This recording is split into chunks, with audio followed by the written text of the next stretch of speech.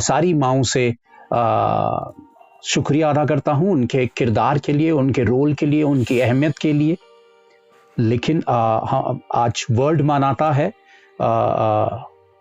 Mother's day, लेकिन मैं ये कहना चाहता हूँ कि संडे जो है वो परमेश्वर का डे है, और हम सब माएँ, बेटियां, बहनें, पिता, भाई, बहन, हम सब परमेश्वर के उस दिन पर सजदा करते हैं, उसके सामने सर झुकाते हैं। मैं आज की बात शुरू करूं, मैं बस ये कहना चाहता हूं कि इस दुनिया में सारी प्रॉब्लम की जड़ क्या है, बहुत सारी चीजों की वजह क्या है। मुझे अपना बचपना याद आता, और अपने बचपने से मैं उस बात को किस वक्त बोलूं, क्या बोलूं, मुझे नहीं पता, लेकिन मुझे अपना वो बचपन याद आता है। जब हम छोटे थे तो हमारे पिताजी इतने ज्यादा सख्त थे, इतने ज्यादा सख्त थे कि मुझे ऐसा लगता है कि वो हद से ज्यादा सख्त थे, यानी कि बहुत ज्यादा स्ट्रिक्ट थे, बहुत ज्यादा वो रूल्स रेगुलेशन वाले थे, और बहुत ज्यादा हमें बहुत एक दायरे में समेटने वाले हमारे पिता रहे। हमने आम बच्चों की तरह हमने भाई बहनों ने आम बच्चों की तरह हम खेले कूदे नहीं। हमारे खेल डिसाइड थे कि हमने खेलना क्या है, हमारी बाउंड्रियां डिसाइड थी, हमने कितनी दूरी तक जाना है, कितनी दूरी तक नहीं जाना है, कितने घंटे हमने पढ़ाई करनी है, और कितने बजे हमने घर आ जाना है। कई बार हमारे पिताजी ने मुझे और मेरे बड़े भाई को घर से बाहर किया, बाउंड्री से बाहर किया, और हमने रात जो है वो पहाड़ पर, आप जानते हैं नैनीताल पर ठंड कैसी, और हमने रात जो थी वो कई बार बाहर काटी। हम आम बच्चों की तरह जो चीजें होती थी, जैसे रामलीला होती है, होली होती है, बहुत सारी चीजें होती है, तो हमें इस तरह से आम बच्चों की तरह अलाउ नहीं था कि हम आम बच्चों की तरह हम खेले कूदे, और हमें बहुत ज्यादा दुख होता था। अक्सर हमें पनिशमेंट दिया जाता था, और पिताजी जो थे वो मारते थे। एक बार मैं ऐसे ही सड़क में चला गया, और मेरे पापा एक नॉवल पढ़ रहे थे, और मैं एक पत्ते से अपने आप को छिपाने की कोशिश कर रहा था कि मैं पत्ते से छिप जाऊं, पर हम एक छोटे से पत्ते से कैसे छिप सकते हैं। मेरी आंखों के सामने से वो पत्ता था, तो पिताजी छिप रहे थे, मैं सोच रहा था वो मुझे नहीं देख पाएंगे। पापा ने मुझे बहुत पिताजी ने मारा था। हमारे पहाड़ पर एक बिच्छू घास होती है, और वो बिच्छू बहुत ही बुरा लगता है, और उन्हें मुझे बिच्छू लगाया था। अक्सर हम अपने पिताजी को हिटलर कहा करते थे, और कभी कभी पापा कभी टूर में निकल जाया करते थे, तो हमारे लिए ऐसा होता था कि जैसे एक पार्टी है हमारे लिए, और हम बहुत ज्यादा खुश होते थे। लेकिन बाद में, बहुत बाद में समझ में आया पिताजी का सख्त होना, पिताजी का उस तरह से हमें डिसिप्लिन पे रखना, और हमारे भीतर पिताजी के लिए बहुत ज्यादा डर था, और उसी डर ने हमें कुछ भी गलत होने से रोक दिया। हम अक्सर सोचते थे 10 बार कि अगर हम ऐसा करेंगे तो इसका अंजाम क्या होगा, अगर हम वो स्टेप उठाएंगे तो उसका अंजाम क्या होगा। हम उन अंजामों से डरते थे, हम उस बात से हम बहुत ज्यादा डरते थे, और डर के हम अपने कदमों को पीछे कर लेते थे। आज मैं यही बात आपको बताना चाहता हूं कि क्या हमारे भीतर किसी अपने बड़े का डर है। इंसानी दुनिया को छोड़कर अगर हम इंसानी दुनिया पर हम कहें, क्या हमारे भीतर अपने किसी अपनों का डर है, वो पॉजिटिव डर है। और डर किसे कहते हैं, भय किसे कहते हैं, किसे कहते हैं डर, क्या है डर, हम किसका डर मानते हैं, और डर कितने तरह के होते हैं। देखिए, 2 तरह की क्या डर है। एक वो शैतान का डर, कुछ बुरा ना हो जाए उसका डर, बीमारी का डर, रोग का डर, किसी और तरह का गुनाह किसी के सामने नजर ना आ जाए, इसका डर। लेकिन दूसरा डर जो है वो परमेश्वर का डर है, जहां पर हम सोचते हैं कि यार वो परमेश्वर है, और परमेश्वर मुझे देख रहा है, क्या मेरे भीतर वाकई डर है, भय है। मैं आप लोगों के सामने एक रेफरेंस रखना चाहता हूं। मैं ये समझता हूं, हम देखते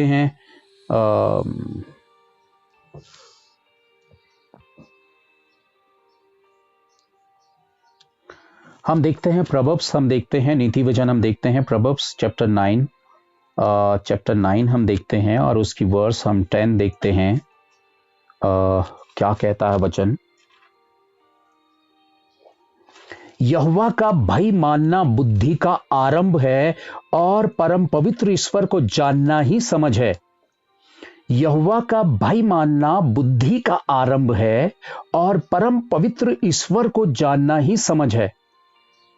the fear of the Lord is the beginning of wisdom and the knowledge of the holy is understanding. Jehovah का भय मानना बुद्धि का आरंभ है और परम पवित्र ईश्वर को जानना ही समझ है। यानी कि हमारी जिंदगी की शुरुआत जो है वो परमेश्वर के डर के साथ क्या वाकई होती है। और वो कहता है कि जो विजडम है, the fear of the Lord is the beginning of wisdom, यानी कि हमारी जिंदगी में जो डर है वो बुद्धि की शुरुआत है, विजडम की शुरुआत है। यानी कि हमारे लिए, हमारी विजडम के लिए डोर ओपन होते हैं, यानी कि बुद्धि और समझ के लिए दरवाजे खुलते हैं। और आज हम इस बात को देखते हैं कि क्या वाकई हमारे पास विजडम है।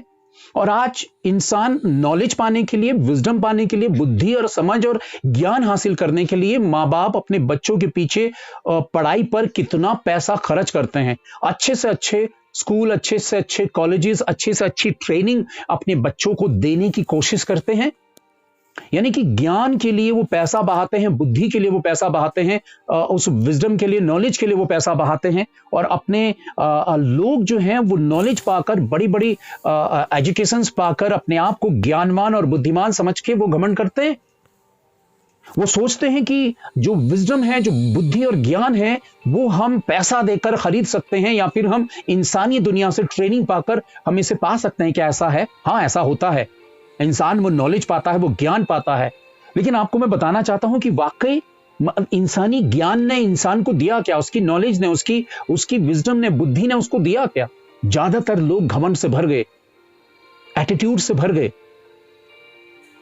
हम अक्सर किसी अनपढ़ को देखते हैं जो पढ़ा लिखा ना हो, बहुत सिंपल सा इंसान हो, हमारा बोलने का तरीका और हमारा टोन उसके साथ चेंज हो जाता है। हम उसके साथ बहुत ही अलग टोन पर बात करते हैं। और जैसे ही कोई हमें सिंसियर पढ़ा लिखा शख्स मिलता है, उसके साथ हमारा टोन चेंज हो जाता है। तो संसार का जो ज्ञान है आपके करैक्टर पर कुछ और ही तरह की तब्दीली लेकर आता है। और वो जो विजडम, वो जो ज्ञान है, मैं आपको बताना चाहता हूं, इंसानी ज्ञान ने इंसान को दिया क्या? विजडम और नॉलेज ने इंसान को दिया क्या?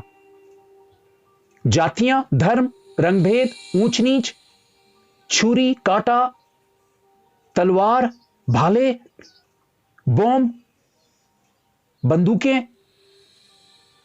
फरेब, पाप, गुनाह, बुराई, चालाकी।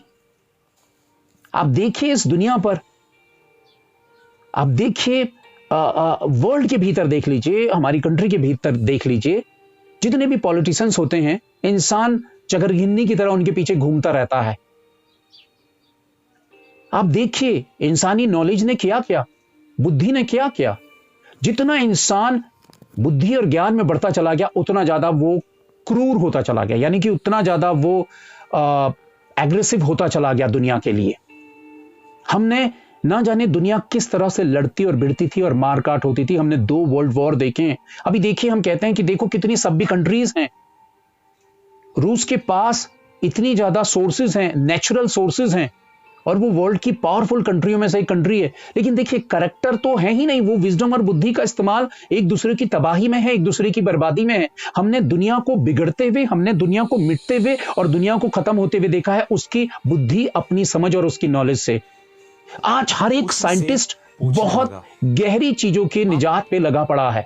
आप देखिए सच्चाई को आप समझते हैं? आसमान में, स्पेस में भी आपने ऐसे गंभीरता बहुत सारी चीजें तब्दीली हो गई, इस जमीन में तब्दीली हो गई।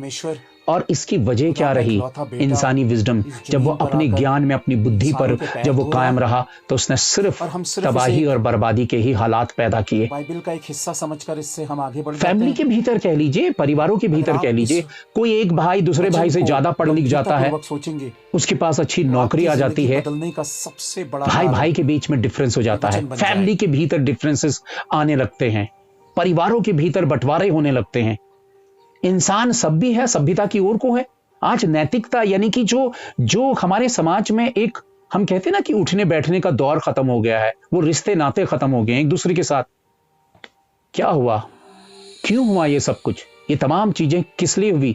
क्योंकि इंसान ने ईश्वर जैसी सत्ता को रिजेक्ट कर दिया। परमेश्वर कुछ है या परमेश्वर जैसी कोई सत्ता है, इस बात को इंसानों ने रिजेक्ट कर दिया अपनी जिंदगी से। और जहां परमेश्वर जैसी महाशक्ति को अपनी जिंदगी में रिजेक्ट करते हैं, आप उसकी वैल्यू को नहीं समझते हैं, तो इंसान जानवरों समान हो जाएगा। उसे किसी का डर नहीं है, उसे किसी का भय नहीं है। और जब आपके भीतर किसी अच्छाई का डर नहीं है, तो आपके पास इतनी काबिलियत नहीं है कि आप अपनी लाइफ को डिसिप्लिन पे ला सकें, सही कर सकें। मैंने जितनी बार गलतियां और गुनाह किए अपनी जिंदगी में, पास्ट में, तो तभी मैंने किए जब मैंने परमेश्वर की अनदेखी की, जब मैंने खुदा की अनदेखी की, खुदा के डर को मैंने वैल्यू नहीं दी। मैंने खुदा के डर को वैल्यू ही नहीं दी। यहोवा का भय मानना बुद्धि का आरंभ है और परम पवित्र ईश्वर को जानना ही समझ है। यानी कि परमेश्वर को जानो, खुदा को जानने की कोशिश करें। और आज देखिए, सबसे ढीला रवैया है खुदा के साथ रिलेशन बनाने में, खुदा की बात को सुनने में और समझने में। और जब हम ऊपरी तौर पर खुदा के रिश्तों के साथ रहते हैं, गहराई में नहीं होते हैं उसके साथ, तो हमारे भीतर उसका डर नहीं होता है। और जब डर नहीं होगा तो हम बुराई में भी शामिल हो जाएंगे, हम लालच में भी शामिल हो जाएंगे, हम कानाफूसी में शामिल हो जाएंगे, हम गुनाह करने में शामिल हो जाएंगे। हर वाकई कि आज का दौर परमेश्वर का भय मानने वाला है। अगर मानने वाला होता तो दुनिया की हालात ऐसे नहीं होते, दुनिया की स्थिति ऐसी नहीं होती। आप और मैं हो सकता है कि बहुत छोटे से दायरे में जिंदगी को जीते हो, अपने काम से मतलब रखते हो, पर अगर आप दुनिया पर झांक कर देखें तो दुनिया देखने लायक नहीं रही। आप आंखें बंद करके चलेंगे, ठोकर लगेगी, आंखें खोलेंगे तो आपको गुनाह नजर आएंगे। आप चलें तो चलें कैसे? आप अपने कानों को बंद करके नहीं रह सकते। अगर कानों को खोलेंगे, कहीं ना कहीं से आपको बुराई की आवाजें और आहटें सुनाई देगी। ये दुनिया इस सिचुएशन पे उसकी पहुंचने की वजह क्या है? मैं अक्सर ये सोचते हुए अपने पिताजी को थैंक यू बोलता हूं अपनी जहन में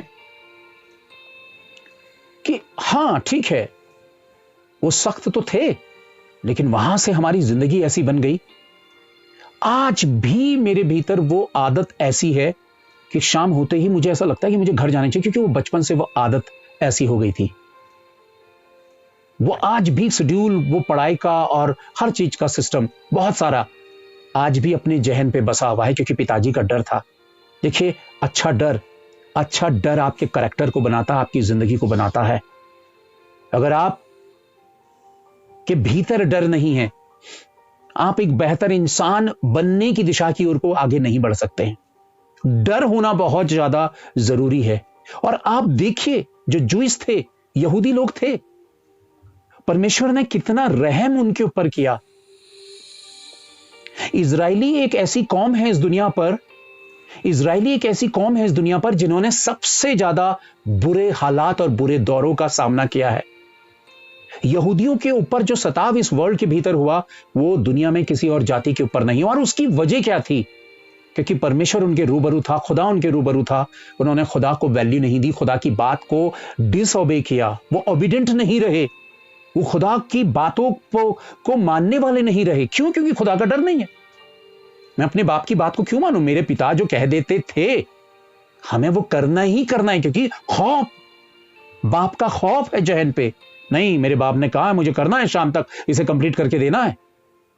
जब खौफ ही नहीं है तो फिर मैं तो नजरअंदाज करूंगा अपनी बाप की बात को। हाँ मैंने सुन लिया, हाँ मैंने सुन लिया, हाँ मैं कर दूंगा। अक्सर हम ऐसा कहेंगे, पर हम उसे पूरा नहीं करेंगे, क्योंकि हमारे अंदर डर नहीं है। और डर क्या है? वो रिस्पेक्ट पैदा करता है। डर जो है वो सम्मान लेकर आता है, आदर लेकर आता है। और क्या वाकई हमारे दिल पर परमेश्वर के लिए रिस्पेक्ट है? और अगर रिस्पेक्ट है तो डर होगा। आदर ही नहीं है तो फिर मैं अपने आप को, दुनिया मुझे पास्टर कहेगी या प्रीचर कहेगी, प्रभु का सेवक कहेगी, मैं अपने आप को इनमें से कुछ भी नहीं मानता हूं, क्योंकि मैं बहुत ही जंगली इंसान रहा हूं। और चर्च इस बात को बहुत अच्छे से जानता है, जवान बच्चे अच्छे से जानते हैं कि मैं कितना ज्यादा सख्त रहा हूं, कितना ज्यादा स्ट्रिक्ट रहा हूं। बच्चे आज भी मुझसे बात करने में सोचते हैं कई बार, ऐसे नहीं, किसी और मसले में नहीं, पर हां उनके भीतर डर है। उनके भीतर डर पैदा होता है। और डर जो है वो आदर का है, किसी छड़ी का नहीं है, किसी मार का नहीं है, वो सिर्फ एक रिस्पेक्ट का डर है। और मैं ये समझता हूं कि पेरेंट्स का डर और उसके ऊपर सबसे ऊपर महामहिम परमेश्वर का डर, मैं बात कर रहा हूं परमेश्वर के डर की। और जो डर है वो हमारे जीवन में परमेश्वर के प्रेम को लेकर आता है। कई लोग ये सोचेंगे कि अरे परमेश्वर तो प्रेम है, खुदा तो प्रेम है, हमने तो डर के बारे में, खुदा हमें डराएगा थोड़ी, हमें डरना थोड़ी चाहिए, वो तो प्यार है। अगर आपके भीतर डर नहीं है तो आप खुदा के प्रेम को भी नहीं जान पाएंगे। लोगों का डरना खत्म हो गया है। आप अच्छी प्रेयर क्यों नहीं कर पाते? क्योंकि आप प्रभु का डर नहीं मानते हैं। आप ईमानदार क्यों नहीं है परमेश्वर के साथ? क्योंकि आप डर नहीं मानते हैं। आप क्यों वचन की गंभीरता पे नहीं जाते हैं? क्योंकि आप डर नहीं मानते हैं। आपके भीतर डर नहीं है। और जिसके भीतर परमेश्वर का डर नहीं है, मैं बताना चाहता हूं कि उसने अपने आप को तबाही की ओर को बढ़ाया है, बर्बादी की ओर को बढ़ाया है। क्योंकि डर मानने वाला ही शख्स परमेश्वर को सच्ची रिस्पेक्ट देगा। और रिस्पेक्ट का मतलब क्या है? उसकी बातों को मानना, उसको स्वीकारना, उसकी इच्छा को पूरा करना, उसकी इच्छा पर चलना। आप इस बात को समझिए।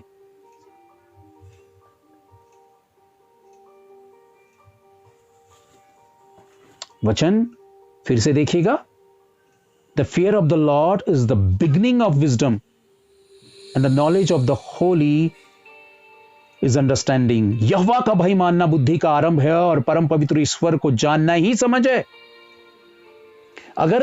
अगर आप जिंदगी में कुछ कामयाबी हासिल करना चाहते हैं तो आपको सबसे पहले परमेश्वर का डर आपके भीतर आना चाहिए। क्योंकि जैसे ही परमेश्वर का डर आपके भीतर आएगा, परमेश्वर की ओर से आपको विजडम मिलेगा, यानी कि बुद्धि मिलेगी। मुझे एक बात बताइए, अगर आपके और मेरे पास बुद्धि नहीं है तो हम ना समझी का जीवन जिएंगे। हम ना समझी का जीवन जिएंगे। कई लोग ये सोचते हैं कि हमने बहुत अच्छी पढ़ाई लिखाई की है, हम ज्ञान रखते हैं, हम नॉलेज रखते हैं, लेकिन वो खुदा का इनकार करते हैं, परमेश्वर को रिजेक्ट करते हैं अपनी जिंदगी से। वो अंधकार में और अंधविश्वास में फंसे रहते हैं, शिक्षाओं और ज्ञान के बावजूद भी। और अंधेरा उनकी जिंदगी से जाता नहीं है, मुश्किलें मुसीबतें उनकी जिंदगी से जाती नहीं है। उन्हें पता ही नहीं है कि हम अपनी जिंदगी में समस्याओं का समाधान करें कैसे और कहां जाए, क्यों। और वो हमेशा उल्टी सीधी चीजों में फंसे रहते हैं, कभी कुछ करवाना, कभी कुछ कराना, कभी कुछ कराना। रीजंस क्या है? क्योंकि उनके पास समझ नहीं है, ज्ञान नहीं है, बुद्धि नहीं है। क्यों नहीं है? क्योंकि उन्होंने परमेश्वर को रिस्पेक्ट नहीं दी है। आपको पता है परमेश्वर हकदार है आदर का, सम्मान का, रिस्पेक्ट का। क्या हम उसे रिस्पेक्ट देते हैं? परमेश्वर को रिस्पेक्ट देना क्या है? कि हम उसकी सुने और उसकी बात को माने। सिर्फ एक मीटिंग अटेंड करना उसको रिस्पेक्ट देना नहीं। हाँ, ये रिस्पेक्ट का एक हिस्सा, आदर देने का एक हिस्सा है। लेकिन जब आप उसकी सुनते हैं और जब आप अपने भीतर लेने की कोशिश करते हैं, तब आप वाकई उसको रिस्पेक्ट दे रहे हैं, उसका डर मान रहे हैं। और परमेश्वर हेवनली विजडम यानी कि स्वर्ग की बुद्धि और ज्ञान से आपको भरता है। और स्वर्ग की बुद्धि, अब देखिए, अगर आप कहेंगे कि अरे जॉन द बैप्टिस्ट, अरे वो तो बेकार किस्म का इंसान था, भरी जवानी में उसका सर कलम कर दिया था और वो नंगा नंगा फिरता था, कीड़े मकोड़े खाता था, जंगली शहद खाता था। क्या वो बुद्धिमान था? पता है आपको, इंसान की नॉलेज जब परमेश्वर की नॉलेज के साथ टकराती है, परमेश्वर ने कहा कि तुम्हारी बुद्धि में और मेरी बुद्धि में धरती और आसमान का अंतर है। और हम अपनी बुद्धि से परमेश्वर जैसे व्यक्तित्व को, उसकी पर्सनालिटी को तोलने की कोशिश करते हैं कि हाँ ये परमेश्वर है। बिल्कुल भी नहीं। जिस घड़ी प्रभु अपने आप को आप पर रिवील करे, अपने आप को प्रकट करे, उतने ही अंशों में आप परमेश्वर को समझ सकते हैं, जान सकते हैं, बाकी हिस्सों में नहीं। और हम अपने ही नॉलेज और अपनी विजडम, अपनी बुद्धि और ज्ञान से परमेश्वर को एक आकार देने की कोशिश करते हैं। रहम मानिए परमेश्वर का अगर वो किसी भी हिस्से में अपने आप को आप में और मुझ में प्रकट करता है। और बुद्धि जो है, बिना बुद्धि के तो आप क्या पा सकते हैं? और मैं आपको डिफरेंस बताता हूं संसारिक बुद्धि का और परमेश्वर की दी जाने वाली बुद्धि का। देखिए, जॉन द बैप्टिस्ट नया जवान लड़का था, स्तिफनुस जवान लड़का था जिसे पथराव करके मार दिया गया था। यीशु मसीह के चेले, डिसाइपल्स भरी जवानियों में सेवा करते हुए मार डाले गए। क्या ये मूर्ख लोग थे? बेवकूफ लोग थे? क्या ये परमेश्वर का डर नहीं मानते थे? आप इस बात को जानते हैं कि सबसे ज्यादा डर इनके भीतर था खुदा का। यूहन्ना अपने मां बाप का इकलौता बेटा था, लेकिन परमेश्वर की आवाज को सुनने के लिए वो जंगल जंगल फिरता रहा। वो परमेश्वर का डर मानता था, इसलिए वो खुदा की बात को ओबे करना चाहता था, उसकी बात को फॉलो करना चाहता था। और वो परमेश्वर की आवाजों को सुनते हुए क्या कह रहा था? हे सांप के बच्चों, अपने टेढ़े मेढ़े मार्ग सीधा करो। ये इंसानों के लिए कह रहा था। सांप के बच्चे यानी कि शैतान के बच्चे, अपनी जिंदगी के जो गलत रास्ते हैं उन्हें सीधा करो। आओ, बैप्टिज्म लो।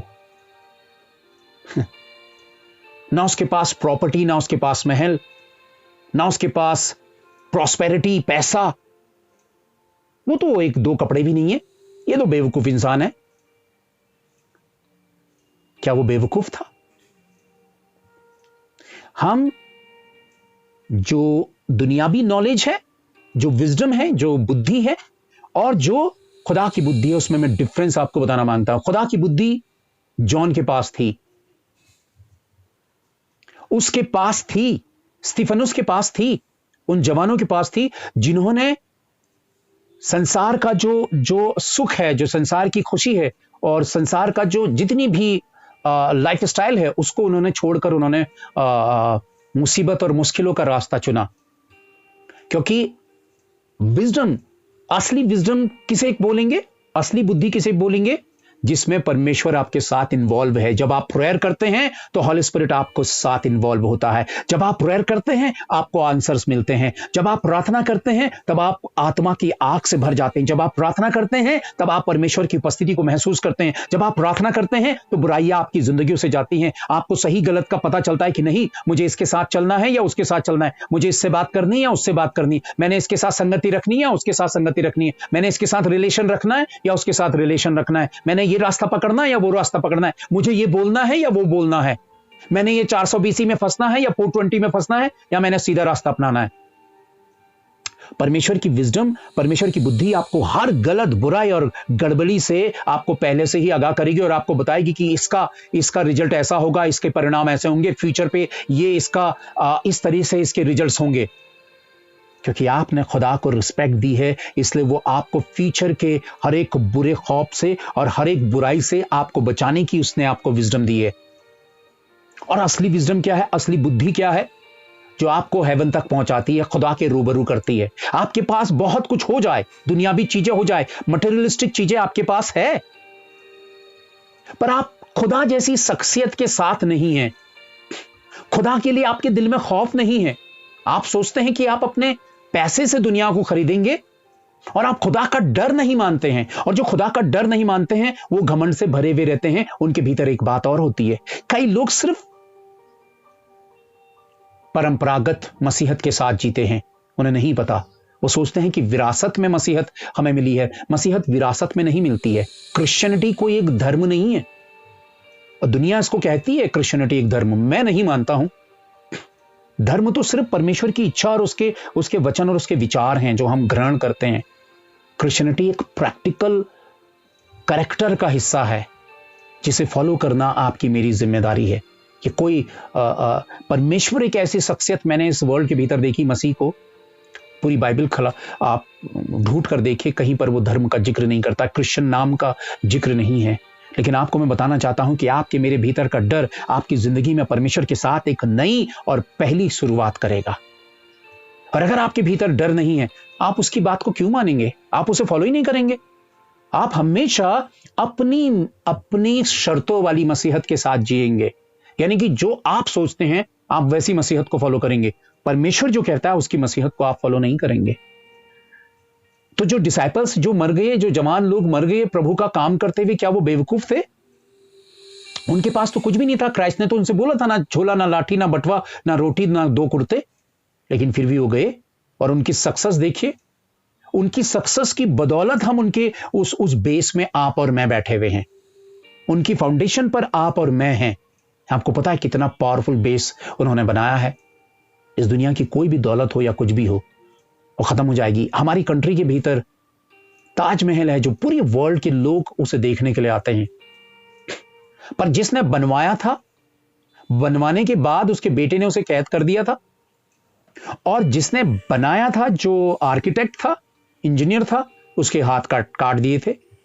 तो आज दुनिया ताजमहल के बारे में सोचती है, और जिसने सब कुछ लगाया वो ताजमहल तो वो उसका वो आनंद ले ही नहीं पाया।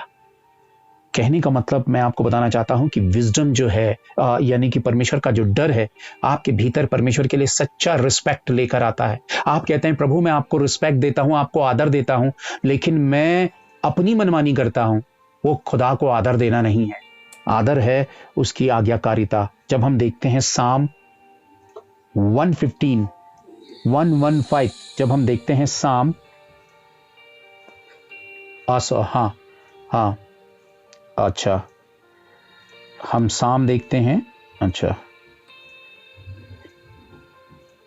115 का वचन 11।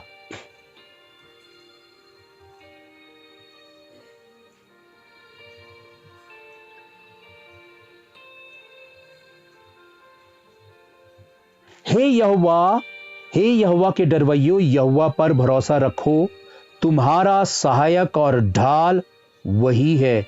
हे यहोवा के डरवैयो यानी कि परमेश्वर के लोगों, कि that fear the Lord, trust in the Lord, he is their help and their shield.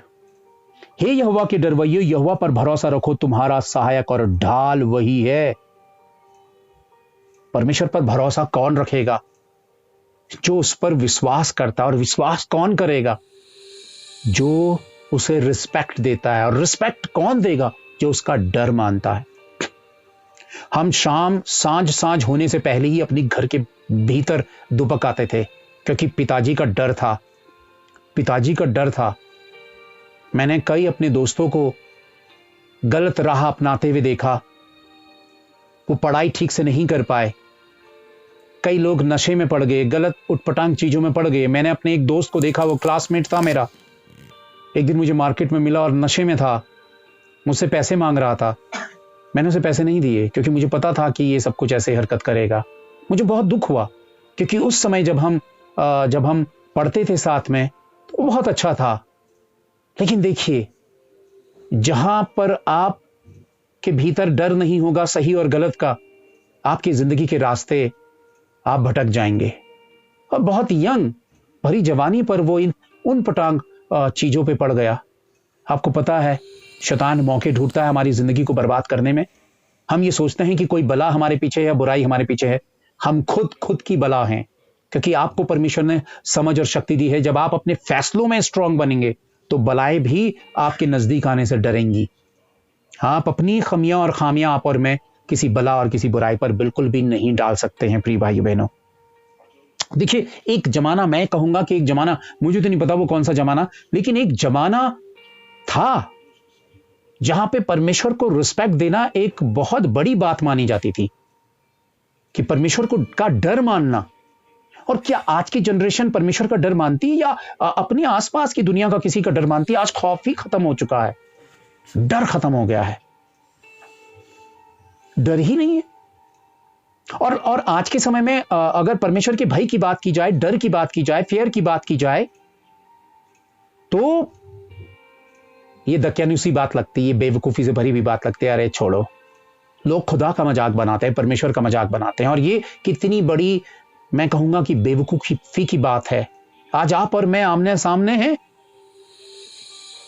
आपकी जिंदगी परमेश्वर के साथ कैसी है, वो ही तय करेगा कि आप खुदा को कैसा रिस्पेक्ट करते हैं, क्या आपके भीतर उसका डर है।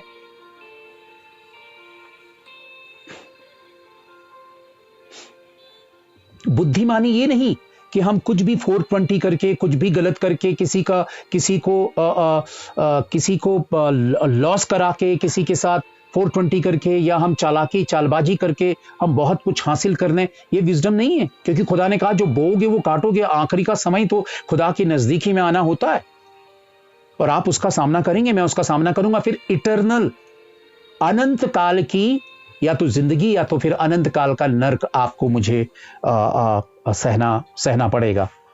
हम देखते हैं यसाया,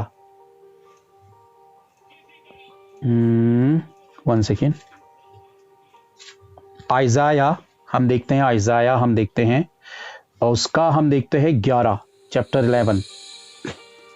आइजाया हम देखते हैं चैप्टर 11 यसाया चैप्टर 11 वर्स हम देखते हैं 3।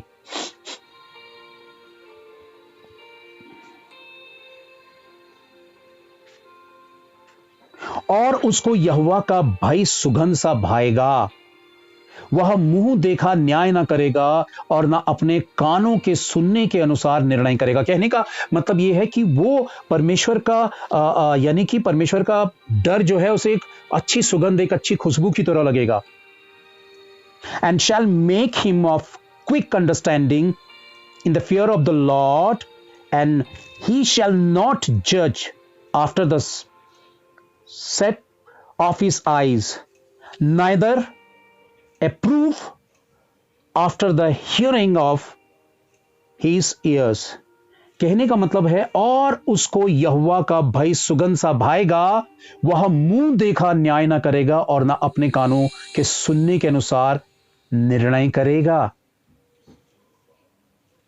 यानी कि यहां पे डर, मैं अपने पिताजी के डर से भागता था, लेकिन यहां पे जो डर है ये क्राइस्ट के लिए प्रोफेसी की गई है यशायाह में, यीशु मसीह के लिए। लेकिन यहां पे जो डर है प्रिय भाइयों बहनों, वो कहता है कि परमेश्वर का डर मुझे सुगंध सा लगता है। अगर आपके भीतर डर नहीं है परमेश्वर का, तो परमेश्वर से डर मांगिए, क्योंकि वो डर आपकी जिंदगी को बेहतर बनाएगा। वरना कोई भी गुनाह आपकी जिंदगी में इजीली आ जाएगा और आपकी लाइफ डिस्ट्रॉय होगी। आप और मैं दिन भर में बुरा कहने से डरेंगे नहीं, किसी की चुगली करने से या किसी की बुराई करने से डरेंगे नहीं, घमंड करने से डरेंगे नहीं, किसी के साथ 420 करने से डरेंगे नहीं। मैंने आप लोगों को पिछले संडे बताया था कि मैं पेट्रोल पंप पे पेट्रोल का पैसा देना भूल गया था और मैं चला गया। शाम को मुझे बाद में याद आया, मैं पेट्रोल का पैसा वापस देने के लिए गया और मैंने पेट्रोल का पैसा उससे बोला कि भैया मैं सुबह आपको जल्दबाजी थी और आप आगे बढ़ो बोल रहे थे, तो मैं पेट्रोल का पैसा दे नहीं पाया, ये है पैसा। मैं कोई आप लोगों के सामने मैं इतना नेक हूं ये समझाने के लिए नहीं कह रहा हूं, सिर्फ ये बात कह रहा हूं कि क्या वजह थी कि मैं वो पैसा देने वापस गया। क्या वजह थी? क्योंकि मैं अपने बाप को नाराज करना नहीं चाहता था। मैं नहीं चाहता था कि मेरे बाप के सामने जो मेरी रिस्पेक्ट है वो बिल्कुल मिट्टी में मिल जाए। मैं नहीं चाहता था कि खुदा मुझे प्यार करता है, मुझे रिस्पेक्ट करता है, वो मुझे कुछ और ही समझता है और उसकी नजरों पे मैं पल भर पे 200 रुपए के लिए मैं गुनहगार बन जाऊं। कई लोग अपना ईमान 10 रुपए, 5 रुपए, 50 रुपए के लिए खो देते हैं। ईमान की कोई कीमत नहीं होती। 50 रुपए की तो चले एक कीमत है कि आगे चलकर आप 50 से 100 आप कमा लेंगे, लेकिन ईमान की एक बहुत बड़ी वैल्यू होती है। मैं सिर्फ इसलिए गया क्योंकि मैं परमेश्वर को दुखी नहीं करना चाहता था, मैं उसका सामना करने वाला था। मैं अपने घर आता, मैं क्या करता? मुझे अपने प्रभु का सामना करना था। मैं कैसे सामना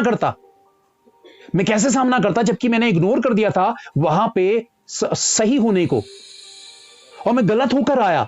और अगर मैं गलत होकर आया तो मैं खुदा का सामना कैसे कर सकता हूं? और मेरा खुदा कैसे मेरे साथ मौजूद हो सकता है? क्यों हम चीखते चिल्लाते रहते हैं, खुदा की मौजूदगी को महसूस नहीं करते हैं? रीजंस ये है कि हमारे भीतर डर नहीं है, खौफ नहीं है। डर और खौफ होगा तो हर गलत चीज से अपने आप को दूर करेंगे, खुदा को खुश करने की, परमेश्वर को खुश करने की कोशिश करेंगे। और मेरे भीतर यही था कि मुझे अपने बाप का सामना करना है, उसके सामने खड़ा होना है।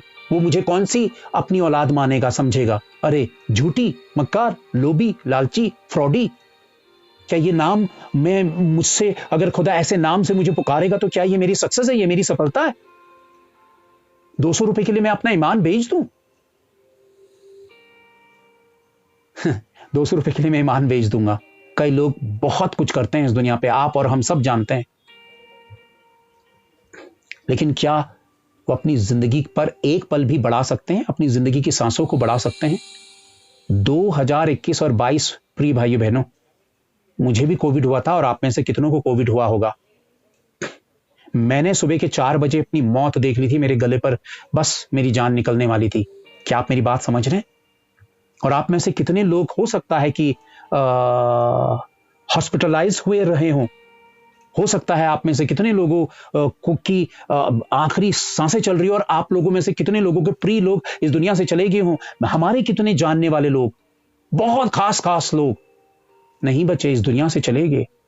अभी आपको पता है एक आंकड़ा WHO ने ये आंकड़ा निकाला। WHO का मतलब है कि वर्ल्ड हेल्थ ऑर्गेनाइजेशन जो है, उसने आंकड़ा निकाला। इंडिया के भीतर 47 लाख उन्होंने निकाला है पॉइंट समथिंग कुछ, यानी कि मान लीजिए 50 लाख के लगभग लोग, 20 और 21 में 50 लाख के लगभग हमारी कंट्री के भीतर लोग खत्म हुए, और 1 करोड़ 21 लाख के समथिंग पूरे वर्ल्ड के भीतर से लोग खत्म होते, और ज्यादातर एशियंस जो थे इस वर्ल्ड के भीतर मारे गए। कई लोग दुहाई देते, हम लोग फास्टिंग में थे, आंसू बहाते थे लोगों के लिए। नहीं, हमारी प्रेयर ऐसा लगता था कि जैसे खुदा ने बिल्कुल सुनना ही बंद कर दिया है। लोग चले जा रहे हैं, सांसें तोड़ रहे हैं, खत्म हो रहे हैं। देखिए, किसी के लिए कुछ कहना गलत है होता है, लेकिन फिर भी मैं आप लोगों से कह रहा हूं कि इस दुनिया ने खुदा का खौफ माना बंद किया। इसलिए कहर जब आया तो खुदा ने नहीं रोका। वो इसलिए नहीं रोका क्योंकि हम लिमिट क्रॉस करके आगे जा चुके थे। इंसानी दुनिया लिमिट क्रॉस करके आगे जा चुकी है। हर कोई कहता है कि मेरे पास न्यूक्लियर बम है तो हम सिक्योर हैं। अरे न्यूक्लियर बम से आप सिक्योर होगे? एक ही रात, आज की रात बेवकूफ तेरे प्राण ले ली जाएंगे, तेरी जान ले ली जाएगी। न्यूक्लियर बम धरा का धरा रह जाएगा, तू खत्म हो जाएगा। अभी रूस के जो प्रेसिडेंट है पुतिन, उसके लिए वेस्टर्न कंट्री पर काफी बात चल रही है कि वो बहुत बीमार है और अब वो किसी भी वक्त मर सकता है। बम रह जाएंगे, बिल्डिंगें रह जाएंगी, इंसान चला जाएगा। आप कैसी जिंदगी जीते हैं इस जमीन पर? आपका बचपना है, आपकी जवानी है, आप मिडिल एज पे जाते हैं और उसके बाद आप बूढ़े होते हैं। आप और हम सब उम्र में बढ़ रहे हैं, और उम्र में बढ़ने के साथ साथ अगर हमारे काम सही नहीं है, अगर हमारे भीतर परमेश्वर का डर नहीं है, तो हम जिंदगी के साथ मजाक कर रहे हैं। हम जिंदगी को बिल्कुल खिलवाड़ समझा है हमने। कई लोग सोचते हैं अरे हम तो मर जाएंगे, उसमें क्या है? अरे मर जाएंगे, मरने के बाद एक नई जिंदगी शुरू होगी, इस बात को समझिए। और वो जिंदगी होगी शैतान के साथ, नर्क में। अभी एक छोटा सा वीडियो मैंने शायद ग्रुप में भी डाला था बिली ग्रैहम का। उसने कहा कि परमेश्वर ने नर्क इंसानों के लिए नहीं बनाया, लेकिन इंसान ने खुद चुनाव किया कि भैया हमें स्वर्ग जाना है या नर्क जाना है। वो खुद चूज करते हैं। जिंदगी यही, जब सांसें ले रहे हैं, यही जिंदगी नहीं है, सांसों के बाद भी जिंदगी है। इसलिए इसके बाद की जिंदगी के बारे में भी मैंने सोचना बहुत ज्यादा जरूरी है। और डर आपके भीतर और मेरे भीतर आना जरूरी है, क्योंकि वो डर आपको खूबसूरत शख्सियत बनाएगा, आपको एक बेहतर आकार देगा। परमेश्वर की जो सच्ची जो रिस्पेक्ट है, देखिए मैं आपको बताना चाहता हूं, बहुत सारे रेफरेंसेस हैं, अगर जो लिख रहे हैं वो झट से लिख लें। ये है प्रोवर्ब्स, नीति वचन 1 का 7, और फिर नीति वचन 10 का 27, नीति वचन 14 का 26, नीति वचन 22 का 4, नीति वचन 23 का 17। और इन तमाम रेफरेंसेस जब आप देखोगे तो उनमें क्या है? बुद्धि है, प्रॉस्पेरिटी है, लंबी उम्र है, ज्ञान है, समझ है और शांति है। परमेश्वर के डर को फिर जब आप परमेश्वर का डर आप मानते हैं तो आपको बुद्धि मिलती है, आपको समझ मिलता है, आपको प्रॉस्पेरिटी, आपको धन की प्राप्ति होती है, पैसा आपकी लाइफ में आएगा और आपकी जरूरतों को पूरा करेगा, आपको शांति मिलती है, आपकी उम्र लंबी होती है। इन रेफरेंसेस पर आप देख लेना, लंबा समय हो जाएगा, इसलिए मैं ये वचनों पे नहीं जा रहा। मैंने कहा ना, अभी कोविड पे जवान लोग चले गए, मासूम बच्चे, कई परिवार तो यतीम हो गए, मां बाप दोनों चले गए, यतीम हो गए बच्चे। कौन रोक पाया? कोई रोक सकता है? इंसानी ताकत। मैं घमंड की बड़ी बड़ी बातें करूं, बहुत लोगों को नीचा दिखाऊं, क्या होगा? पल भर पे मेरी जान निकलेगी, मैं मिट्टी में मिल जाऊंगा, 6 गज जमीन के नीचे चला जाऊंगा। मेरी असलियत यही है। तो जिंदगी की रियलिटी को मैंने क्या समझना नहीं चाहिए। लंबी उम्र हम मांगते हैं परमेश्वर से, पर सिर्फ मांगने से नहीं चलता, वो लाइफ को भी जीना है। परमेश्वर का डर आपको लंबी उम्र देता है। सर्वे हुआ, इस वर्ल्ड के भीतर सर्वे हुआ, संडे चर्च अटेंड करने वाले, यानी कि परमेश्वर के वचन को सुनने वाले जो लोग होते हैं, उनकी आयु सर्वे किया गया तो उनकी उम्र लंबी पाई गई। लेकिन आप लंबी उम्र तक भी जीते हैं, 100 साल भी, लेकिन करैक्टर नहीं बदलते तो लंबी उम्र जीने का कोई फायदा नहीं। हमारी उम्र लंबी हो, हम एक अच्छा समय इस दुनिया पर बिताएं और कुछ ऐसा कर जाएं जब दुनिया इंस्पायर हो, प्रभावित हो हमसे। जब आप एक अच्छे इंसान हैं तो जब लोग आपके बारे में सोचेंगे तो कहेंगे अरे यार वो फलाना, नहीं, वो बहुत अच्छे इंसान है, उन्हें खुद अच्छा लगने लगेगा। अगर आप और मुझ में अगर वो बुराई है जो हम दूसरों को नीचा दिखाएं, ठोकर खिलाएं और हम बस गड़बड़ी वाले हों, तो हमारे बारे में सोचकर दुनिया यही कहेगी अरे यार देखो इस इंसान से हमें कटना पड़ेगा, अरे वो आ रहा है यार, उससे कह दो कि हम नहीं है, हम फलाने, हम बिजी हैं, हम वो हैं। ऐसे इंसान से दुनिया कटने लगती है। प्रिय भाई बहनों, देखिए मैं एक बहुत ही सेंसिटिव स्टोरी आप लोगों की, छोटी सी एक सेंसिटिव स्टोरी आप लोगों के सामने मैं रख रहा हूं, डेविड की। फर्स्ट सैमुएल जब आप देखेंगे उसका 15, 24 से 26, आप लोग लिख सकते हैं, देख सकते हैं, लेकिन मैं वचन पे नहीं जा रहा हूं। फर्स्ट सैमुएल आप देखेंगे 15 का 24 से 26। यहां पे डेविड है, यहां पे दाऊद है, जिसका रिलेशन परमेश्वर के साथ। दाऊद एक ऐसा शख्स था, अब्राहम एक ऐसा शख्स था जिसके बारे में बाइबल पे जब मैंने सुना, जब खुदा ने खुद उससे कहा कि देख मैं तुझसे प्यार करता हूं और मैं तुझसे खुश हूं, मैं तुझसे प्रसन्न हूं, मतलब मुझे इतनी, मेरे भीतर इतना लालच पैदा हुआ कि कैसी शख्सियत था वो, और डेविड दाऊद कैसी शख्सियत था कि उसका रिलेशन परमेश्वर के साथ कितना गहरा था। बचपन पे वो क्या चराने जाता था उसका अपने माँ बाप, वो भेड़ बकरियां चराने जाता था जंगल पे, और अक्सर वो खुदा के साथ वहां पे बातचीत करता था, अपने रिश्ते बनाता था बचपन से ही। हम तो बूढ़े होने के बाद भी अपने आप को बच्चा ही समझते हैं। हम सोचते हैं अरे अभी तो बहुत समय है, जिंदगी को जी लें, उसके बाद जो करना होगा वो करेंगे। एक समझदार इंसान जिसे खुदा विजडम देता है, वो शुरू से ही अपने रास्तों को बेहतर करने की कोशिश करता है। क्लास 6 में मुझे क्राइस्ट मिल गया था, प्रभु मिल गया था। क्लास 10th में मैं पवित्र हेवनली रोशनी मैंने देख ली थी, और जब मैं ग्रेजुएशन कंप्लीट कर रहा था तब खुदा खुद मेरे रूबरू सामने खड़ा था। इस वक्त खुदा सुन रहा है इस बात को, और ग्रेजुएशन के बाद वो मुझसे ऐसे बातें करता था जैसे, यकीन मानिए जैसे मैं आपसे बात कर रहा हूं, और ये कितना सच है, इस वक्त खुदा भी सुन रहा है, वो सारी बातों को सुन रहा है। मेरी लाइफ का कितना खूबसूरत मोमेंट। कल मैं हमारी एक दीदी से बात कर रहा था, 90% हम आपको प्रेयर करते ही पाए जाएंगे जब भी आप हमारे घर पे आएंगे। इक्का दुक्का हो सकता है हम अपने टाइम टेबल से ऊपर नीचे हों, कभी कोई आ गया या कुछ हो गया। अब इसलिए नहीं कि प्रेयर कर रहे हैं तो हमें भैया हमें ऐसी ताकत दे दे कि हम हवा में उड़ते रहें मुगदड़ लेकर, या हम कुछ करते रहें, नहीं। क्योंकि जब हम खुदा के साथ प्रेयर में होते हैं तो उसकी मौजूदगी होती है। कौन शख्स होगा जो परमेश्वर की मौजूदगी से उठना चाहेगा, अलग होना चाहेगा, कुछ और करना चाहेगा? दिल ही नहीं करता। प्रिय भाइयों बहनों, परमेश्वर की जो प्रेजेंस है ना, उसकी जो मौजूदगी है, उसका स्वाद कैसे बताऊं मैं? उसका स्वाद, दुनिया में ऐसा कोई कुक नहीं है जो खुदा की खूबसूरती की स्वाद की जैसी चीज का एहसास हमें करा दे, या हम कह दे वाव, ये वाव से भी ऊपर है, ये वाव कुछ भी नहीं है इस खूबसूरती के सामने। जब आप खुदा का डर मानते हैं तो खुदा अपनी मौजूदगी आपके बीच में लेकर आता है। क्राइस्ट ने क्या कहा जब आप जॉन आई थिंक चैप्टर 8 28 से जब आप देखते हैं, उसने कहा कि मैं हमेशा वही करता हूं जो मेरा बाप कहता है। मेरा बाप हमेशा मुझसे खुश रहता है क्योंकि मैं हमेशा उसकी बातों को फॉलो करता हूं, मानता हूं। क्यों मानता हूं? क्योंकि मैं अपने बाप को रिस्पेक्ट देता हूं। मैं उसका डर मानता हूं रिस्पेक्ट की वजह से। उसके बाप ने कहा बेटा तुम्हें कुर्बान होना पड़ेगा, सूली पे कुर्बान होना पड़ेगा, इस दुनिया के लिए तुम्हें बलि चढ़ना पड़ेगा। बाप के लिए इतनी रिस्पेक्ट, इतनी हाई लेवल पे थी क्राइस्ट की, उसने कहा बाप तेरे लिए मैं कुछ भी हो जाऊंगा। मैं खुदा से कहता हूं, मैं इस वक्त थोड़ा सा इमोशनल हो रहा हूं, मैं कहता हूं खुदा से,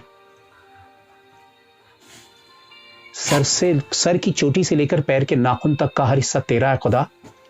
ना मेरे कोई अरमान है, ना मेरी कोई ख्वाहिश है, ना मेरी कोई और इच्छा है कि मैं तेरे सामने तेरी हुजूरी पर अगर बैठा हूं तो मैं तुझसे कुछ मांग रहा हूं, कुछ भी नहीं। मैं सिर्फ इतना चाहता हूं कि तेरी हर इच्छा मेरी जिंदगी से पूरी हो। तू मुझे, हमें तू नाले में रखे, तू हमें कहीं पे भी रखे, तो कुछ भी करे, तेरी खुशी, तेरी ही खुशी हमारी खुशी है। तू जैसा बनाना चाहता है, जैसी जिंदगी चाहता है, तू अपने आप को पूरा इन्वॉल्व कर, और जब तक तू नहीं चाहेगा हम ऐसे ही रहेंगे। बड़े बड़े गिफ्ट्स चाहिए, बड़े बड़े प्रोफेसी का गिफ्ट चाहिए, विजन्स का गिफ्ट चाहिए, बड़े बड़े मिरेकल्स का गिफ्ट चाहिए, कुछ नहीं चाहिए। हम कुछ नहीं मांगते हैं खुदा से, नहीं चाहिए। वही चाहिए जो तूने प्लान किया है, वैसा ही बना जैसा तू चाहता है, तेरी ही मर्जी पूरी हो। और जब तक तू अपनी मर्जी पूरी नहीं करेगा हम भी ऐसे ही ठहरे रहेंगे, चाहे दुनिया हमें एक्सेप्ट करे या फिर हमें रिजेक्ट करे। अरे यार ये तो इनके पास कोई भी गिफ्ट नहीं है, प्रोफेसी नहीं है, फलाना नहीं है, ये नहीं है, इनके मिरेकल्स नहीं हो रहे इनके थ्रू। नहीं, दुनिया को खुश करने के लिए खुदा को डिसओबे नहीं करना है। दुनिया आज आपके साथ है, कल नहीं होगी। वफादार नहीं है दुनिया, वफादार एक ही है, वो खुदा। इसलिए उसका हाथ पकड़िए और उसका हाथ पकड़कर अलग मत होइए, दाएं बाएं ना देखे, उसी का डर मानिए। इमेजिन करिए, इमेजिन करिए कैसे हमारी जिंदगी चलती है। मिरेकल, परमेश्वर का डर आपकी लाइफ में बड़े मिरेकल्स लेकर आता है, मिरेकल्स, खुदा के काम। तो डेविड के रिलेशन इतने खूबसूरत थे खुदा के साथ, इतना ज्यादा इन्वॉल्व था वो परमेश्वर के साथ कि परमेश्वर उससे बहुत खुश था और वो परमेश्वर से प्यार करता था। और जब आप देखते हैं गुलायत जो दानव था, जो जाइंट्स था, फिलिस्तीन का के साथ एक जाइंट यानी कि एक दानव, एक राक्षस उनके साथ था, और सारे जो इस यहूदी सैनिक पीछे हट गए थे डर के मारे, वो सबको मार रहा था यहूदियों को। और परमेश्वर ने दाऊद को, डेविड को क्या प्रैक्टिस कराई थी? गुलेल से, गोफन से पत्थर चलाना। वो गेहूं की फसलों को पे चिड़ियाओं को भगाता था, जंगलों पे जानवरों से अपनी भेड़ों को बचाने के लिए उसकी प्रैक्टिस थी। जब वो आया, उसने गोलायत का डर नहीं माना। क्यों? क्योंकि वो हमेशा खुदा के साथ एक प्रैक्टिस में था और खुदा का डर मानता था। जब आप परमेश्वर का डर मानेंगे तब आप शैतान का डर नहीं मानेंगे। आपके भीतर जब आप परमेश्वर का डर नहीं है तो आपके भीतर शैतान का डर अपने आप ही आ जाएगा। तब आप कैसे खौफ से भरेंगे, रात भर डरेंगे, अरे मेरा हार्ट फेल ना हो जाए, अरे मुझे ये डिजीज ना हो जाए, अरे मुझे ये वो बीमारी ना हो जाए, अरे मेरे साथ ऐसा ना हो जाए, कहीं मेरी चलते चलते मौत ना हो जाए। ये अनाप शनाप ख्यालात शैतान के द्वारा डराने वाले क्यों आते हैं? अरे मेरी नौकरी नहीं लगेगी, अरे मेरे साथ ये नहीं होगा, अरे मेरी फैमिली में ऐसा नहीं होगा, अरे मेरे बच्चों के साथ कहीं ऐसा ना हो जाए, अरे मेरी बेटियों के साथ। ये नेगेटिव थॉट्स कहां से आते हैं? शैतान की ओर से। क्यों? क्योंकि आपने शैतान के डर को अलाउ किया है, परमेश्वर का डर नहीं माना। अगर आप परमेश्वर का डर मानते तो शैतान के डर से आप नहीं डरते और पहचान जाते, आप खड़े हो जाते उस बैटल के लिए कि तू जो डरा रहा है ना कि मेरे साथ ऐसा होगा, मेरे साथ वैसा होगा, मेरे पिता के साथ, मेरी माँ के साथ, मेरी बहन के साथ, बेटी के साथ, फलाने के साथ, इसके साथ, कहीं मेरे साथ ये ना हो जाए, मेरे को ऐसी डेथ ना हो जाए मेरी, कहीं मेरे हार्ट में ये ना हो जाए, मेरे पेट में ना हो जाए। ये किसके डर हैं? ये शैतानी डर हैं। क्यों है? क्योंकि परमेश्वर का डर नहीं है, इसलिए गंदगी आ रही है, कचरा आ रहा है। कचरे को आप अलग कब करेंगे? जैसे ही परमेश्वर का डर मानेंगे, आपको पता चल जाएगा शैतान का डर। आप उससे कहेंगे, किक आउट करेंगे मुझसे, आउट, गेट आउट, यीशु के नाम से आउट। तुम्हारी कोई जगह नहीं, कोई बीमारी नहीं, कोई रोग नहीं, कोई बीमारी नहीं, कोई गड़बड़ी नहीं। यीशु है करने वाला, वो मेरा फ्यूचर बनाने वाला, वो देने वाला। कॉन्फिडेंस लेवल आपका हाईएस्ट हो जाएगा। फिर आप घबराएंगे नहीं, अरे मेरा क्या होगा, प्रभु ये काम को पूरा करेगा नहीं करेगा, प्रभु ये रिजल्ट देगा नहीं देगा। यस, डेफिनेटली मेरा प्रभु देने वाला खुदा है। आने वाला समय मेरा है, आने वाला दिन मेरा है, मैं वो ब्लेसिंग्स पाने जा रहा हूं। क्यों? आप परमेश्वर के डर में चलते हैं और परमेश्वर आपकी आज्ञाकारिता को देखकर आपके लिए मार्ग बनाएगा। अगर आप मनमाना लाइफ को जी रहे हैं तो फिर गड़बड़ियां आकर आपको घेर लेंगी।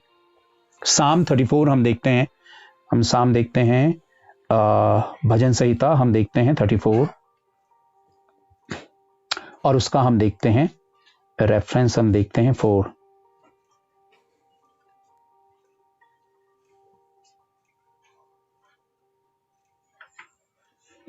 क्या कहता है? I sought the Lord and he heard me and delivered me from all my fears. मैं यहोवा के पास गया तब उसने मेरी सुन ली और मुझे पूरी रीति से निर्भय किया।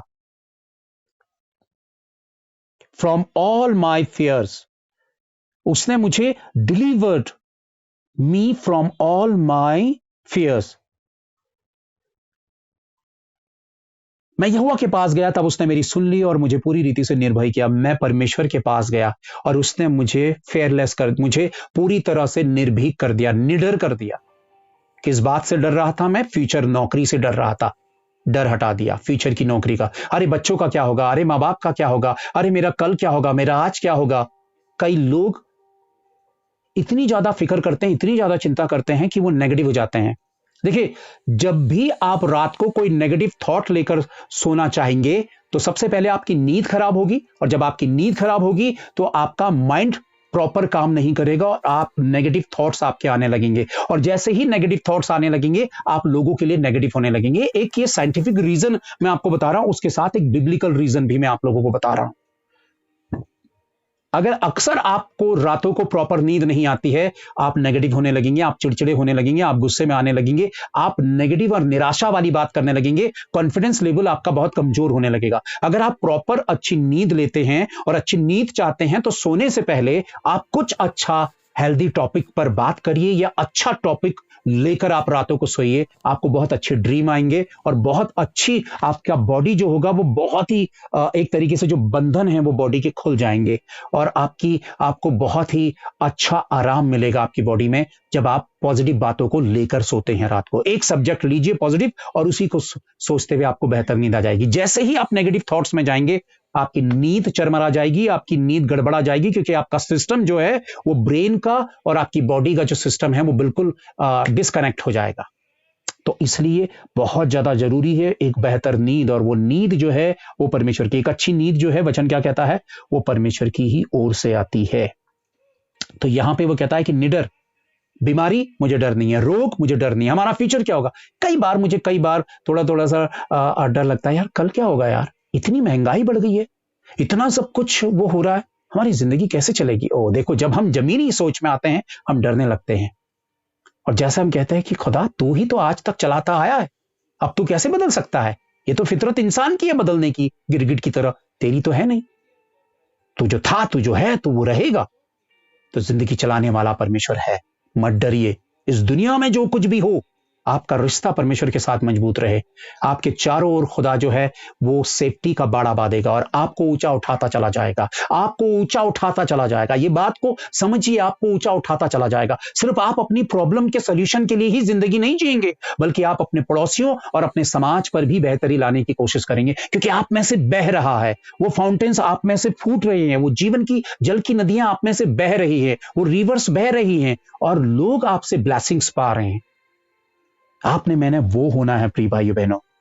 लेकिन मैंने कहा ना कि जैसे डर खत्म होता है, डेविड के भीतर से जैसे ही, देखिए कुछ पल के लिए उसने अपने एक सेनापति की, जो उसका एक सोल्जर था, किसी भी पोस्ट में था, उसकी वाइफ के लिए उसके मन में गलत थिंकिंग और गलत थॉट्स आ गए। वो डेविड जो परमेश्वर के साथ इतना रूबरू रहता था, लेकिन कुछ पल के लिए उसके अंदर से डर चला गया, परमेश्वर को वो भुला गया, परमेश्वर को उसने पीठ के पीछे डाल दिया। जैसे ही खुदा आपकी पीठ के पीछे जाएगा, आप वैसे ही गंदा देखने लगेंगे, गंदा बोलने लगेंगे, गंदा हम सुनने लगेंगे। और डेविड के साथ क्या हुआ, उसने उस लेडी के साथ गलत किया, अपने सैनिक की पत्नी के साथ गलत किया। और कब किया, जब उसने खुदा का डर उसके अंदर से निकल गया था। और हुआ क्या, पनिशमेंट के तौर पर क्या आया। मैंने अपनी जिंदगी में ऐसा पनिशमेंट किसी का देखा नहीं। खुदा के दिल को उसने इतनी गहरी चोट दी थी, परमेश्वर ने उसके हाथों से जो वो इजराइल का जो राजा था उसको वहां से निकाला, वहां से उतारा, उसका घर, उसका बच्चा मरा, उसकी फैमिली डिस्ट्रॉय हुई, सब कुछ टूटा बिखरा, और वो कहां चला गया, जंगलों में। और जंगलों पे वो जानवरों की तरह रहता था। जब आप साम पढ़ेंगे तो पूरे साम पर उसने कितनी रिक्वेस्ट की है, कितने उसने भजन लिखे हैं परमेश्वर को लेकर। और वो कहता है कि खुदा तू मुझे एक बार मौका तो दे, मुझे साफ तो कर, मैं स्नो की तरह मैं क्लीन हो जाऊंगा, मैं बर्फ की तरह सफेद हो जाऊंगा अगर तू मेरे गुनाहों को माफ करेगा। तू मुझ पर रहम कर, देख मैं तड़प रहा हूं, मैं रो रहा हूं, मैं करहा रहा हूं। रीजंस क्या थे कि वो तड़प रहा था और खुदा ने उससे मुंह फेर लिया था। क्यों? क्योंकि खुदा उससे दिल से प्यार करता था और खुदा के प्यार की कीमत उसने गुनाह करके दी। जो खुदा अपना इकलौता बेटा आपके लिए और मेरे लिए कुर्बान करके आपको इतना प्यार करेगा, मुझे इतना प्यार करेगा, और आप और मैं खुदा से मुंह फेर कर गुनाह में और पाप में और बुराई में, व्यभिचार में, कुकर्म में, गंदगी में अगर आप और मैं पड़ जाएंगे तो आपका मेरा अंजाम क्या होगा। दाऊद के हाथों से वो सब कुछ गया। परमेश्वर उससे प्यार करता था, लेकिन परमेश्वर का प्यार अंधा नहीं था कि उसके गुनाह से भी परमेश्वर आंखें फेर लेता। और वो जंगलों पे क्या करता था, घास खाता था, घास खाता था। पानी की प्यास लगती थी तो ओस से जो पत्ते गीले होते थे उन्हें चाटकर अपनी जिंदगी का गुजारा करता था। लेकिन एक समय आया जब परमेश्वर ने उसके गुनाहों को माफ किया। और इकलौता खुदा एक ऐसी शख्सियत है, आपके गुनाह कितने बड़े क्यों ना हो, वह आज भी माफ करने की शक्ति रखता है, काबिलियत रखता है। वो गुनाहों को माफ करने वाला खुदा है। आज ही आप अपनी और मैं अपनी किसी भी गलती की, गुनाह की माफी मांगेंगे, वो ये नहीं कहेगा ओ चलो 10 दिन का फास्ट रखो, 20 दिन का फास्ट रखो, मैं टेस्ट लूंगा तुम्हारा, तभी तुम्हारे गुनाहों को माफ करूंगा। वो उसी वक्त इमीडिएटली वो आपके गुनाहों को माफ करता है। तुरंत वो आपके गुनाहों को माफ करता है। लेकिन आपका दिल तैयार होना चाहिए। मैंने अपनी जिंदगी में गुनाह किए, मैंने अपनी जिंदगी में पाप किए, मैं बुरा था। डेविड ने, देखिए, गुनाह करके चला जाता, अरे यार खुदा के साथ तो आप मेरे रिश्ते नहीं रहे, मैं दूर हो जाऊंगा। लेकिन जैसे ही परमेश्वर उसकी जिंदगी से दूर हुआ, तब डेविड ने जाना कि जिंदगी क्या है। 2012-13 आपको बताना चाहता हूं, मेरे ख्याल से, मुझे एग्जैक्टली याद नहीं है, मैंने कितना कुछ लिखा है अपनी डायरी में, अपनी डायरी में कितना कुछ लिखा है। मैं आप लोगों का थोड़ा सा समय ले रहा हूं, माफी चाहता हूं। मैं ये नहीं कह रहा हूं कि मैं अपनी डायरी पे लिखा हुआ आप लोगों को सुना रहा हूं, डरिएगा नहीं। लेकिन मैं आपको बताना चाहता हूं कि मेरी जिंदगी के वो ऐसे पल थे कि मैं मौत रोज मर रहा था। एक यहां 2010 का है ये, मैंने कुछ लिखा था, झट से पढ़ रहा हूं। बुझ रहा हूं मैं मुझ पर जरा देखो, बुझ रहा हूं मैं मुझ पर जरा देखो, जद्दोजहद है मेरी मुझसे मेरे लिए, मैं बुझना नहीं चाहता हूं कभी भी, मगर रोशनी का सामना भी नहीं है मेरे पास। क्या अपने ही हाथों बहा दिया सारा समा, और अब भीगे पलों पर खोज रहा हूं। कहने का मतलब क्या है, मैंने खुद मुझे बार बार ठुकराया था, लाख मिन्नतों के बाद भी भुलाया था। मैं कह तो रहा था चीख चीख के अपनी बात, मगर मुझे फुर्सत ही कहां थी। उस वक्त मैं तो हर दिन धंसता चला जा रहा था, दलदल मुझे बड़ी चाहत से खींचता जा रहा था। यानी कि अगर आप परमेश्वर के, मैं ऐसा हो गया था जैसे कि एक, मैं कहूंगा लाश भी नहीं, मैं ऐसा लगता था कि जैसे मुझ में गंदगी और कीड़े हैं। मेरी जिंदगी ऐसी हो गई थी क्योंकि परमेश्वर की उपस्थिति मुझसे दूर हो गई थी। और जब खुदा की मौजूदगी आपसे दूर होती है,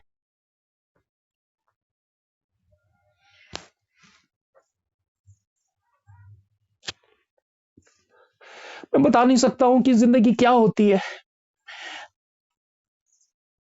जब खुदा आपकी जिंदगी की सांसें बना है और वो कुछ पल के लिए आपसे दूर हो जाए, शब्द नहीं है मेरे पास, वर्ड्स नहीं है। मैंने अपनी जिंदगी में इतना गंदा फील नहीं किया। ऐसा लगता था कि खुदा ने मुझसे मुंह फेर लिया। मैं मौत से भी बदतर महसूस करता था। मैं रोज तड़पता था और उसकी मौजूदगी के लिए ऐसा तड़पता था जैसे पानी के बिना मछली तड़पती है। मैं अपने हाथों को उठा के कहता हूं कि वाकई कुछ पल के लिए खुदा ऐसे हो गया था कि जैसे वो मेरी जिंदगी से गायब हो गया।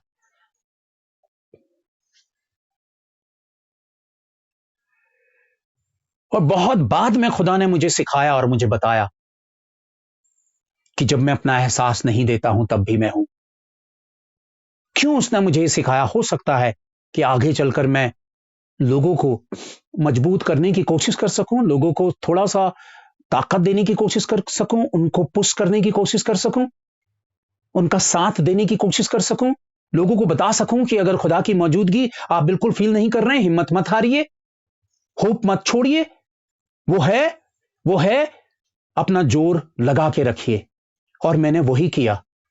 मुझे ऐसा लगता था कि मैं प्रेयर पर क्यों जा रहा हूं, लेकिन मैं जाता था, मैं तड़पता था, मैं रोता था। और कुछ समय के बाद उसने मुझे अपने सीने से लगाया। लेकिन बताना चाहता हूं कि अगर खुदा आपकी जिंदगी से दूर हो जाए तो वो जिंदगी कितनी बदतर लगती है और कितनी भयानक लगती है। मैं आप लोगों के सामने गवाह हूं और मैंने ये चीज अपनी जिंदगी में फील की थी। 2010 साम 25 हम देखते हैं।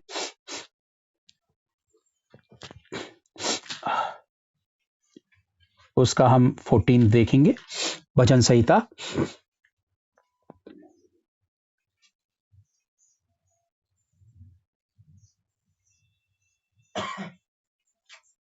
यहोवा के भेद को वही जानते हैं जो उससे डरते हैं। सीक्रेट, यहोवा का भेद वही जानते हैं जो उससे डरते हैं, और वह अपनी वाचा उन पर प्रकट करेगा। The secret of the Lord is with them that fear him, and he will show them he is convince covenant. कितनी खूबसूरत बात है। The secret of the Lord is with them that fear him and he will show them his. Please मुझे 5-10 minute और दे दीजिए बस। कई लोग परमेश्वर को बैरा की तरह समझते हैं, यानी कि वेटर की तरह। होटल पे जो वेटर होता है बैरा, जब वो ऑर्डर देंगे कि भैया ये है, और वो बैरा की तरह आएगा और उनका वो ऑर्डर कंप्लीट करेगा। वो आएगा चुटकियों में। वो चाहते हैं कि वो चुटकियों में आए और जो कुछ उनका ऑर्डर है उसे कंप्लीट करे और उसके बाद वो रफा दफा हो जाए। वो सिर्फ परमेश्वर से अपना अपना मकसद और अपना मतलब हल करना चाहते हैं। वो सेल्फिश होकर चलना चाहते हैं, और जैसे ही उनकी ख्वाहिश पूरी हो जाएगी वो दूर हो जाएंगे। देखिए, शैतान का सबसे बड़ा हथियार क्या है? परमेश्वर की दौड़ से आपको पीछे करना। आपसे चाहता है कि वो संसार में अपना फ्यूचर खोजो, इधर अपनी अपनी लाइफ को बनाओ, यहां भागो, वहां भागो। और देखिए, शैतान क्या तरीके अपनाता है। नैतिकता, यानी कि जो हमारी ये जो आदर्श हैं हमारे, जिसको आदर्श नैतिकता बोलेंगे, उसे हम क्या बोलेंगे, जो हम बोलेंगे कि इंसानियत, अगर मैं कहूं, वो सबसे बड़ी चोट इंसानियत पर डालता है। और आज का कल्चर, आज के समय की स्थिति आप देखिए, नैतिकता जो है, ये जो आदर्श हैं, वो पूरी तरह से खत्म हो गए। इस वर्ल्ड से खत्म होते चले जा रहे हैं। बहुत ही डिफरेंट व्यवहार में और तौर तरीकों में ये समाज जो है वो बनता चला जा रहा है। और लोग सोचते हैं ये तो फैशन है। अरे ये तो आज का कल्चर है, ये तो फैशन है। और वो करना क्या चाहता है? इससे इंसानी सोच को भ्रष्ट करना चाहता है। इंसानी करेक्टर को वो पूरी तरह से खत्म करना चाहता है। और इंसानी करेक्टर पर वो सबसे इंपॉर्टेंट चीज है, वो आपकी जिंदगी में किन्हें टारगेट बनाना चाहता है? आपकी आंखों को और आपके कानों को। इस बात को समझ लीजिए, ये आंख जो है ये बहुत सारे गुनाह करती है, ये जो कान है ये बहुत सारे गुनाह करते हैं, उसके बाद जबान। और वो आपसे क्या करेगा? गलत गलत चीजें आपकी आंखों से वो आप देखेंगे। आज की जनरेशन देखिए, छोटे छोटे बच्चे भी कितनी अश्लील और गंदी चीजें मोबाइल्स में या किसी और माध्यम से वो उन चीजों को देखती हैं। रीजंस क्या है? खुदा का डर नहीं है, खुदा ही नहीं है। आंखों से गुनाह। टेलीविजन जब आप देख रहे हैं, कुछ गलत चीज आ रही, क्या आप रिमोट अपने हाथ में लेते हैं, उसे झट से बदलना चाहते हैं? क्या आपकी प्रैक्टिस है कि गलत चीज आप ना देखें, अपनी आंखों को हटाएं? कई नौजवान मुझसे पूछते हैं कि हम कैसे अपने आप को इससे डील करें। आज के समय में कैसे हम गलत सोचने से और गलत देखने से अपने आप को कैसे बचाएं? कई जवान लड़के गंदी वीडियोस देखते थे, आज भी देखते हैं, नहीं देखते हैं क्योंकि अभी वो मेरे पास नहीं है, लेकिन वो मुझसे कहते थे कि हमारी हैबिट का हिस्सा बन चुका, हम एडिक्ट हो चुके हैं, हम लत के शिकार हो चुके हैं, हम गंदे वीडियोस देखने के। और कई बार हम कोशिश करते हैं, उससे छूटना चाहते हैं, निकल नहीं पाते हैं। प्रिय भाई बहनों, आपको पता है आंखें जो हैं आपसे कितना बड़ा गुनाह करवाती हैं। क्या आपकी मेरी प्रैक्टिस है कि मैं जब अपना YouTube पर मैं जैसे ही जाऊं तो गलत चीजें आपके मुंह के सामने आएंगी? क्या आप उसे इग्नोर करना चाहेंगे? सड़क में चलते हुए गलत चीजों को देखने से अपनी आंखों को बचाएंगे? आपकी प्रैक्टिस होनी चाहिए, मेरी प्रैक्टिस होनी चाहिए। ये आंखें खुदा ने दी हैं, इन आंखों को खुदा ने बनाया है। इन आंखों में परमेश्वर अपनी पवित्रता को डालना चाहता है। आप गलत से अपनी नजरें हटाएं, गलत सुनने से अपने कानों को हटाएं, क्योंकि बहुत कुछ आपके आसपास गाली गलौज, गंदगी, अब्यूज और बहुत कुछ चल रहा है। अपने कानों को उससे अलग हटाएं, अपने कानों को खुदा की बातों को सुनने में लगाएं। कल मैं एक बात कह रहा था कि मुझे कुछ नहीं सुनना, मुझे सबसे ज्यादा बिल्कुल प्योरली आपकी सुननी, मैं आपकी बातों को सुनना चाहता हूं। खुदा, मेरे मेरे मेरे मेरे कान आपकी ओर को लगना चाहते हैं। मैं अपने कानों को ये हैबिट डालना चाहता हूं अपने कानों की कि मैं आपको सुनूं, मैं आपको सुनना चाहता हूं। और सुनना आप तब चाहेंगे जब आप डर मानेंगे। आप जिसको जितनी रिस्पेक्ट देते हैं उतना ही ज्यादा बेहतर उसको सुनते हैं। खुदा को अगर आप रिस्पेक्ट ही नहीं करेंगे तो आप अनसुना करेंगे। आप चर्च में बैठेंगे, जूम मीटिंग पे बैठेंगे, लेकिन आपका दिल कहीं और, ध्यान कहीं और। क्यों? क्योंकि रिस्पेक्ट नहीं है। आप वर्शिप आत्मा और सच्चाई से नहीं कर रहे हैं क्योंकि इज्जत, उसका डर नहीं है। आप अच्छे से दिल लगा के नहीं सुन रहे क्योंकि डर नहीं है। डर आपकी जिंदगी में तब्दीली लाता है प्रिय भाई बहनों, और डरना बहुत ज्यादा जरूरी है। देखिए, मैं एक मैं ये नहीं कह रहा हूं कि हम और आप गुनाह करें या करते हैं, या आप में से कोई, ऐसा नहीं कह रहा हूं मैं, लेकिन अचानक शैतान के, अचानक आपको अश्लील चीजों की पिक्चर्स आपके सामने आ सकती हैं, गंदी चीजें पिक्चर्स आपके सामने आ सकती हैं, गलत बातें लोग, अडल्ट बातें आप लोगों के सामने कर सकते हैं, गंदी बातें आप लोगों के सामने कर सकते हैं। तो आपके पास प्रैक्टिस होनी चाहिए कि अपने आप को वहां से कैसे हटाएं, गलत देखने से अपने आप को कैसे हटाएं, गलत सुनने से अपने आप को कैसे बचाएं। और तभी ये हो सकता है जब आपके भीतर परमेश्वर का डर होगा। डर ही नहीं है, मुझे नहीं पता कि क्या हम करेंगे, हम इसकी दलदल में धंसते चले जाएंगे, यानी कि गुनाह की गंदगी से हम लबरेज हो जाएंगे, हम भर जाएंगे। और नौजवानों ने मुझसे जब पूछा कि आप कैसे अपने आप को इन चीजों से बचाते थे, मैंने प्रैक्टिस की थी। मैंने प्रैक्टिस की थी कि मैं फिल्मों की गलत पोस्टर नहीं देखूंगा, मैं ये गलत नहीं देखूंगा। नैनीताल एक ऐसी जगह है, हिल स्टेशन है, दुनिया भर के लोग वहां पे आते हैं।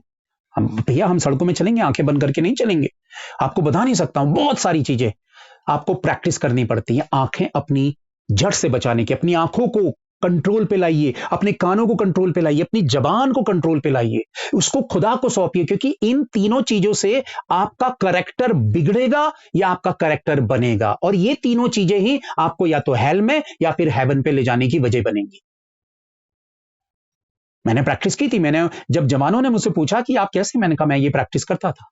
मैं थॉट्स, जब नेगेटिव थॉट्स आते थे तो मैं उनसे बातें करता था, मैं बोलता था यीशु के नाम से नेगेटिव थॉट्स, यीशु के नाम से मैं तुम्हें हुक्म देता हूं, मेरा घर कूड़ादान नहीं है, मेरा घर कूड़ादान नहीं, मेरा दिल दिमाग कूड़ादान नहीं है, गेट आउट, यीशु के नाम से निकलो, क्योंकि ये मेरे प्रभु का मंदिर है। मैं तुम्हारी गंदगी को बिल्कुल बर्दाश्त नहीं करूंगा, मेरे दिल से, मेरे दिमाग से इसी वक्त निकलो, यीशु के नाम से मैं यीशु का लहू लगाता हूं, मैं गंदगी, तेरा अधिकार अपने ऊपर होने नहीं दूंगा। मैं चीखने चिल्लाने में बिल्कुल शोर मचाने लगता था, मैं अपने भीतर गंदगी नहीं भरने दूंगा।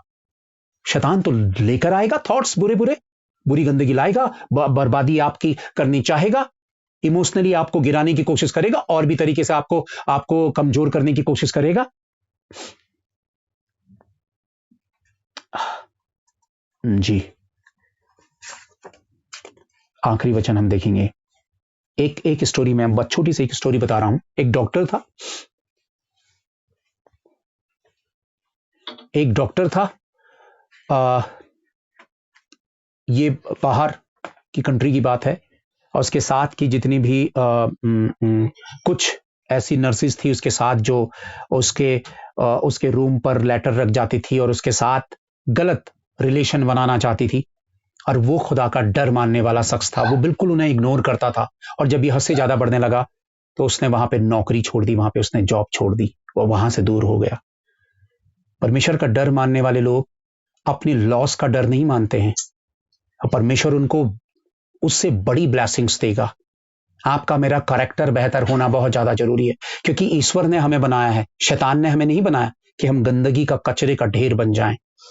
ये परमेश्वर है जो आपसे मोहब्बत करता है, आपसे बेअंतहा मोहब्बत करता है, आपसे प्यार करता है। अपने बेटे को उसने आप पर कुर्बान किया, वो आपको बचाना चाहता है, मुझे बचाना चाहता है, आपको मुझे सेव करना चाहता है, वो सारी ब्लेसिंग्स देना चाहता है, लेकिन वो चाहता है कि उस हमारे दिल पर उसके लिए डर हो, रिस्पेक्ट हो, क्योंकि वो खुदा है।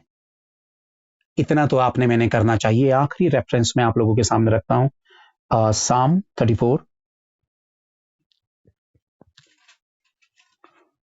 भजन संहिता 34,